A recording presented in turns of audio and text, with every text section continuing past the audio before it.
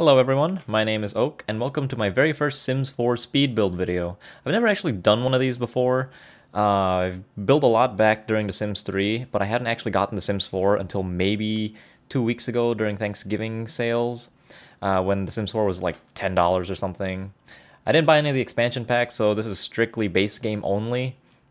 And today I'm going to build a lot that I called the Verdant Loft. It's a studio loft building with a outdoor backyard patio as well as a little desk area. This is inspired by some of the other builds I've seen on YouTube, namely the Sim Supplies Loft. I can't remember what his was called. Although, as you can tell, I'm taking some artistic liberties in terms of adding that extended rooms on the side. And so yeah, so I've gotten the base of or the shell of the house around, and now I'm just kind of placing the windows here and making sure the rooms are all the right size that I want. This build took maybe an hour and a half and then another 20 minutes for testing to make sure everything works. Here I am trying to get the roof right, and it just didn't turn out the way I wanted it to. Although the top came out fine. It's that little bit on the side that's didn't turn out right because there was a little white thing on the border that you can see inside the house. So I actually had to give that a different trim. And here I'm trying to also find like what kind of brick masonry I wanted for that extension. So the idea is I wanted to go for that two-tone. So you have wood on the main building and then you have stone on that extension for that little contrast. And then I won't lie, I haven't done much with the Sims 4 house building tools yet. I've had some practice, but it still takes a lot of getting used to. And honestly, it's a lot better than back in the Sims 3, because Sims 4 is like, the room system makes it a lot easier to adjust things on the fly. Although, it does have some of its problems. Like, I did have such a hard time figuring out how to get that loft to work properly. But when I did, it looked right, although the only problem is that there's still a lot of lighting issues with it, and I'm not quite sure how to fix that.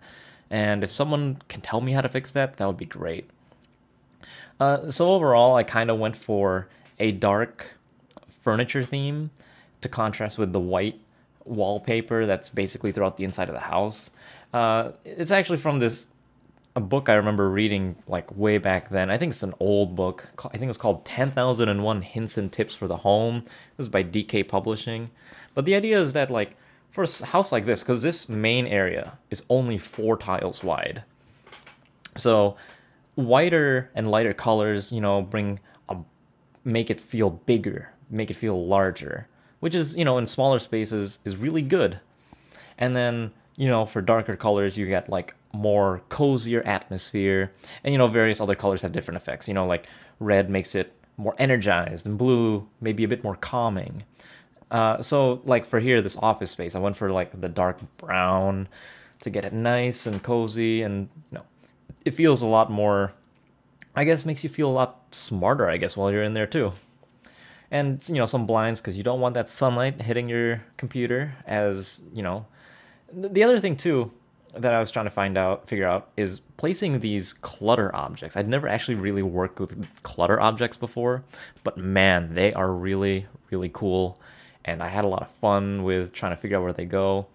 So here over by the front of the house, I'm trying to figure out what kind of TV I want to put. I did want to put it over the fireplace for sure, as well as trying to figure out if I wanted to put any clutter objects. I kind of messed around with the trains, although I think in the end I chose not to do anything, because there was just nothing that I really liked. And it's kind of just not having any of the expansion packs that kind of made my amount of clutter objects or just things I could put in a lot more restricted. Maybe I'll buy the expansion packs in the future if they ever go on sale again, probably around Christmas, we'll see. So here for the bathroom, I was actually trying to go for something similar to what they do in Japan, where your toilet is separated from your bathtub. But unfortunately, there's not a lot of room, so I just kind of put it in its own little room. And then I tried to go for countertops. I think I went for a dark color theme here to contrast, again, with the bright wall color. Although that wall, I think the flooring, I do change to black later on. I can't remember off the top of my head at the moment. I'm still trying to also work with these clutter objects like the soap bottle, and then like the toilet, the little laundry basket. A lot of the cheats too, I really made a lot of use of move objects on and learning how to, you know, remove yourself from the grid. Because back in The Sims 3, I was really, really into just making sure everything fit on the grid. Because, it was part of the game where if you weren't on the grid, your Sims would constantly complain and complain about just not being able to reach their objects. All right, here I'm trying to do the outdoor patio area. So I was trying to figure out how I wanted to do it. Initially, I went for like just using the tiles, the brick tile. Although later I do remove that in favor of using that brick paint, spray paint, which I thought looked a lot better and helped flow with the rest of the house. So, this is one of the cool things I learned how to do too. So, with move objects on, you can intersect objects. I found it really cool that you can kind of make like makeshift lampposts in the fence, and that I thought was really neat. So, yeah, I'm really glad with like all these different building things you can do. And so here I'm trying to build like a little path from the front of the house to the back. And here I'm trying to figure out how to delete the floor, although I did finally figure it out. And see, just spray it and then add a little fence to make sure someone can get in. And then I'm trying to think what I was doing here. Oh, a trash can that you can, take your trash out and then pull it back around the front through your little gate pathway. Adding a bit more chairs. I do change those chairs later on because I didn't like them. And here I'm trying to find something to put in the front, some plants.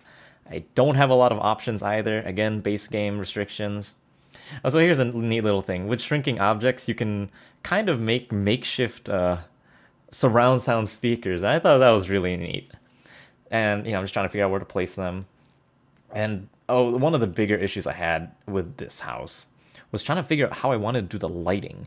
Lighting was really a really big challenge here, especially due to the fact that it's the loft area, or not the loft area, the space right around the kitchen, because the kitchen dining area is 2 floors tall, but the light from the upper floor doesn't reach down onto the bottom floor. So I actually later on used invisible lights to light it up, and as it works pretty well for the most part, but not completely.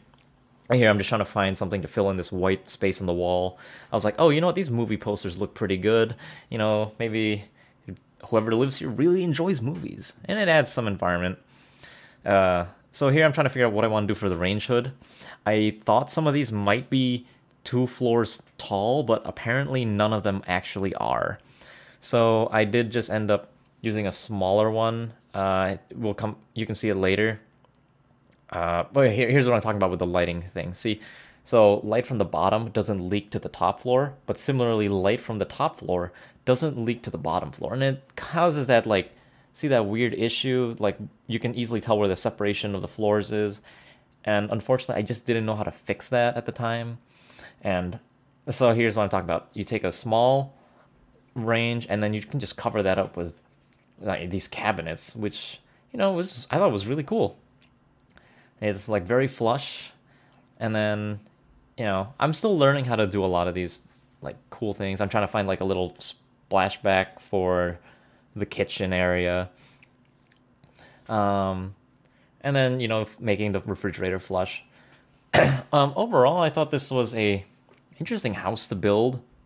I had actually never done a loft before, and I only did it because I saw some other people do it, and I thought it was a really interesting concept. Okay, here I've never been really good at landscaping before, so I kind of just put down a bunch of trees and see what looks right, what looks good.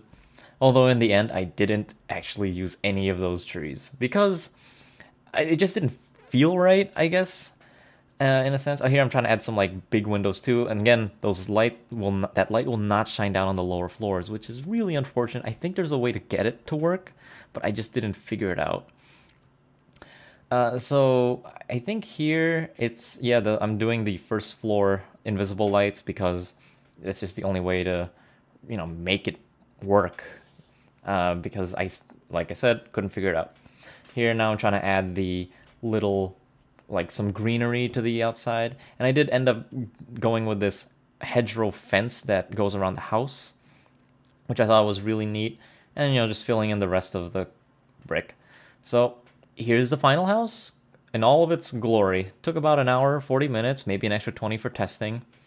You walk in and you see this beautiful living room. The office I kept relatively simple. The kitchen I thought was really cool, and I thought this was one of my favorite parts. The bedroom, very basic. You just have a dresser in your bed. And then the outdoor patio area so your Sims can relax. And again, the living room, I really loved building that section. So anyways, I hope you enjoyed this build and have a good day.